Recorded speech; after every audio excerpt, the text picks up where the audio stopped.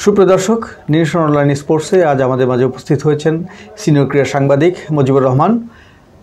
আজ আমরা কথা বলবো আসন্ন বাংলাদেশ সিঙ্গাপুর ম্যাচটিকে নিয়ে। বুধবার ঘোষিত হলো সিঙ্গাপুরের বিপক্ষে ম্যাচের ২৬ সদস্যের একটা প্রাথমিক স্কোয়াডে যুক্ত হলেন হামজা চৌধুরী, সামির সোম এবং ফাহমিদুলও। এবং আলোচনার বিষয় হচ্ছে যে এই স্কোয়াডে নতুন মুখ হিসেবে এসছেন শান্ত, মোহামেডানের ডিফেন্ডার, এবং নিষেধাজ্ঞার কবলে থাকা সাদউদ্দিন। এই বিষয় নিয়ে আমরা আজকে মুখোমুখি হচ্ছি। মুজিবুর রহমান, আপনাকে আমাদের স্টুডিওতে স্বাগতম। ধন্যবাদ আপনাকেও। আজকে ক্যাবরেরা যে ঘোষণা করলেন যে প্রাথমিক স্কোয়াডটা, আপনার কেমন মনে হলো স্কোয়াডটাকে? স্কোয়াডে তো অবশ্যই ফরেন কালেকশনে আমি চমক বলবো, যেহেতু দুইজন নতুন মুখ আমরা পাচ্ছি। ফাহমিদুলকে আগে ডাকা হয়েছিল, তারপরে তাকে বাদ দেওয়া হয়েছে, কাজে সে তো আর স্কোয়াডে ছিল না। তা আমি তাকে নতুন হিসেবেই কাউন্ট করবো জাতীয় দলের স্কোয়াডে। সামিত সোম সেও নতুন। হামজা চৌধুরীর খেলা আমরা দেখছি, এখন এই দুইজনকে দেখার পালা। আমরা দেখব, দেশের ফুটবল প্রেমী দর্শকরা দেখবেন। আশা করি ফরেন কালেকশন ওভারঅল মিলে টিম আমাদের সামর্থ্য অনুযায়ী খারাপ হয় নাই। মোটামুটি ফাহমিদুলকে নিয়ে যে বিষয়টা এর আগে যে আলোচনা ছিল, তাকে বাদ দেওয়ার প্রসঙ্গ এবং আরও আনুষঙ্গিক অনেক বিষয় আমরা শুনছিলাম, কিন্তু এবার দর্শকদের একটা চাপ ছিল যে ফাহমিদুলকে স্কোয়াডে নেয়ার। তো এটা কি স্কোয়াডে নেয়ার জন্যই নেয়া, নাকি সমালোচনাকে ধামাচাপা দেওয়ার জন্য নেয়া? সত্যিকার অর্থে কি ক্যাবরেরা খেলাবেন কি না, আপনার কি মনে হয়? না, it's depends on coach Cabrera. এটা ক্যাবরেরার উপরে নির্ভর করতেছে উনি খেলাবেন কি খেলাবেন না, এটা তো কোচের ব্যাপার। তা আমরা বলবো অবশ্যই যদি সে মনে করে যে খেলার যোগ্য, ফার্স্ট 11-এ খেলার মতো সামর্থ্য তার আছে, তো অবশ্যই খেলাবে। আর যদি না খেলায় তাহলে তো এটা আবার ওই আগের মতোই একটা সিচুয়েশন থেকে যাবে। যেহেতু চূড়ান্ত স্কোয়াড হয় নাই, চূড়ান্ত স্কোয়াড হইলে বোঝা যাবে যে আদৌ সে দলে থাকবে কিনা। সে তো ঢাকা আসছে, প্র্যাকটিসে কেমন করে এখন অ্যাডজাস্ট। আগেও প্র্যাকটিস করে গেছে, বিদেশে প্র্যাকটিস করছে আমাদের টিমের সাথে। তো এখন দেখা যাক ফাহমিদুল কী অবস্থা দাঁড়ায়, এটা বোঝা যাবে। একই অবস্থা আপনার সামিত সোমের ক্ষেত্রেও, এটা অ্যাডজাস্টিংয়ের ব্যাপার আছে। যেমন হামজাকে নিয়ে কোনো ইয়া নেই, হামজা তো পরীক্ষিত। এখন হামজা মানে বাংলাদেশের ব্র্যান্ড হামজা। কিন্তু একটা বিষয় যে মিডফিল্ডে যে বিষয়টা মানে বারবার আলোচনা আসছে, যদি মিডফিল্ডে হামজা চৌধুরী এবং সামির সোম এবং ফাহমিদুল থাকেন, যদিও হামজা চৌধুরী একটু ডিফেন্সিভ প্লেয়ার, কিন্তু মিডফিল্ডেও খেলেন, এই তিনজনের একটা কম্বিনেশন থাকলে টিমটা সত্যিকার অর্থে শক্তিশালী হবে কিনা? না, আপনি ফুটবল টিমের তো মেইন প্রাণ হচ্ছে একটা মিডফিল্ড, যারা আপনার ডিফেন্সকেও সাপোর্ট করতে পারে, অফেন্সকেও সাপোর্ট করতে পারে। হ্যাঁ, মানে দুইটা বিভাগের প্রাণ হচ্ছে মিডফিল্ড। তো এই ক্ষেত্রে তো আমি বলবো যে এটা এই তিনজন, তো আমি যতটুকু আমি সামিত সোমের দেখি নাই, তো ফাহমিদুলের তো প্র্যাকটিস দেখছি, তার ওই বিভিন্ন চ্যানেলে দেখছি। সে তো খারাপ না, ভালো স্কিল আছে তার। সামিত সোম এখন যদি অ্যাডজাস্ট হয়, আমি তো মনে করবো যে এটা ভারত স্কোয়াডে আমাদের যে টিমটা খেলছে ওইটার চেয়েও এটা আরও শক্তিশালী হবে। টিমটা শক্তিশালী হবে, হোম ভেন্যুতে খেলা। এই ম্যাচ দিয়ে আমাদের যে জাতীয় স্টেডিয়াম, ঢাকা জাতীয় স্টেডিয়াম, যেটা নতুন নামে নতুন রেনোভেশন করে এটারে সাজানো হয়েছে, নতুন করে ফ্লাড লাইট লাগানো হয়েছে, প্যান্ডেল লাগানো হয়েছে, উপরে ছাদ সিস্টেম করছে, একটা ইউরোপিয়ান স্টাইলের একটা আবহাওয়া তৈরি করা হয়েছে স্টেডিয়ামটায়। তো এটা নিয়েও দর্শকদের একটা আগ্রহ আছে যে নতুন স্টেডিয়াম, এটা টিভিতে, ইউটিউবে, ফেসবুকে সবাই দেখছে, কিন্তু সরাসরি দেখবে ম্যাচ উপলক্ষে।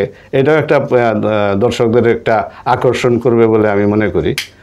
তো এটা আসলে খেলা মিডফিল্ডে, আসলে এটা খেলায় মিডফিল্ডে আমাদের ভালোই হবে, এটা টিমটা খারাপ হবে না মিডফিল্ডে সামির সোম। তবে তার আগে আমি আরেকটা কথা বলি, এই স্কোয়াডে আবার কিন্তু জামাল ভুঁইয়াকে রাখা হয়েছে কি জামাল ভুঁইয়া ডিজার্ভ করে। সে একজন দুইজন তো আপনার পোর খাওয়া ফুটবলার দরকার পড়ে একটা টিমে।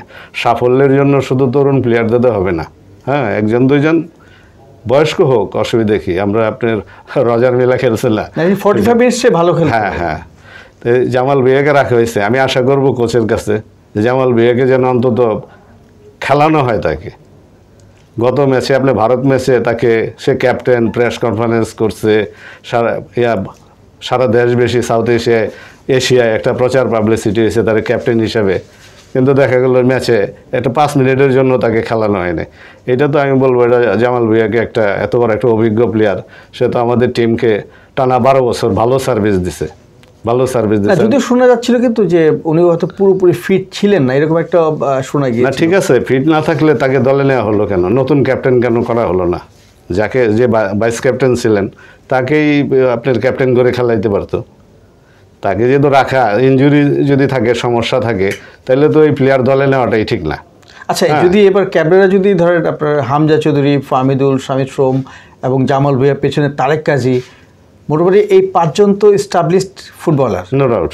এই 5 জন যদি সিঙ্গাপুর এগেনস্টে খেলেন তাহলে তো বলা যায় বাংলাদেশে একটা সেরা দলই বা শক্তিশালী দলে পরিণত হয়ে যাচ্ছে। হ্যাঁ, আপনি যে 5 জনের কথা বললেন, ওনারা যদি তাদের সেরা খেলাটা দিতে পারে, আমি মনে করি অন্তত হারবে না বাংলাদেশ, হারবে না। আমাদেরকে গোল করার অনেক টাফ হবে।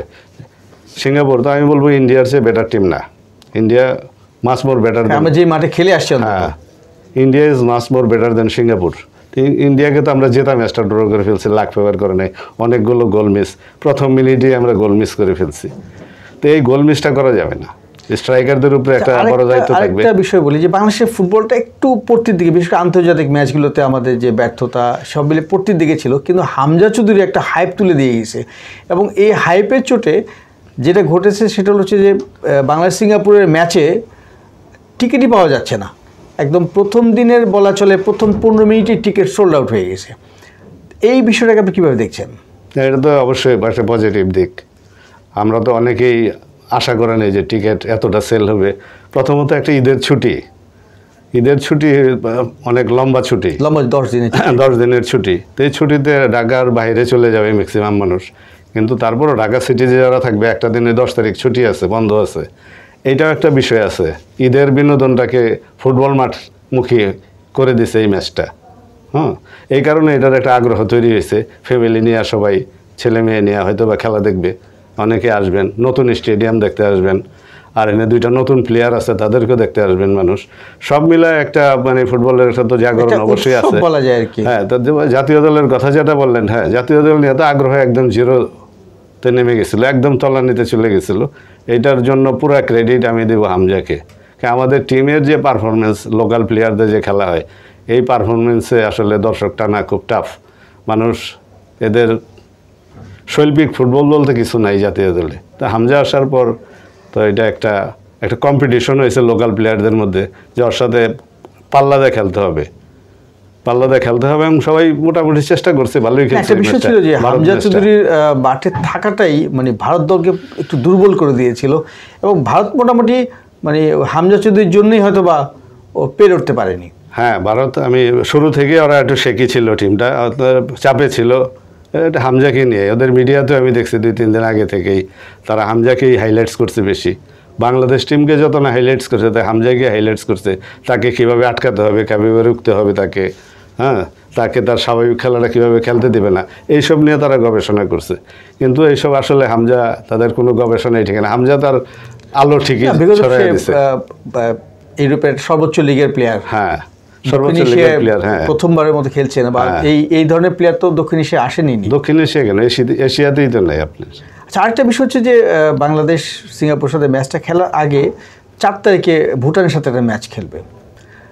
তো এমনি প্র্যাকটিস ম্যাচ, এমনিতেই খেলোয়াড়রা তো একটা ক্লান্তির মধ্যে আছেন, কারণ এই 2 দিন আগে লম্বা লিগ শেষ হলো, এখন ক্যাম্পে যোগ দিচ্ছেন। এখন এই মুহূর্তে কি প্র্যাকটিস ম্যাচটা জরুরি ছিল কিনা, 1, আর 2 নম্বর হচ্ছে যে জরুরি থেকেই থাকে তাহলে আমরা ভুটান কেন, আমরা তো আরও কোনো শক্তিশালী দলের সাথে কেন খেললাম না, বা খেলা উচিত ছিল কিনা? না, এটা দেখেন আপনি, শুধু আমি মেন্স টিমের ক্ষেত্রে বলবো না, আমাদের যে উইমেন্স টিম আছে এইখানেও কোনো আপনার তো সাউথ এশিয়ান গেমস খেলতে যায়, সাউথ এশিয়ান কম্পিটিশনে পার্টিসিপেট করে আমাদের টিম, মেয়েরা টিম।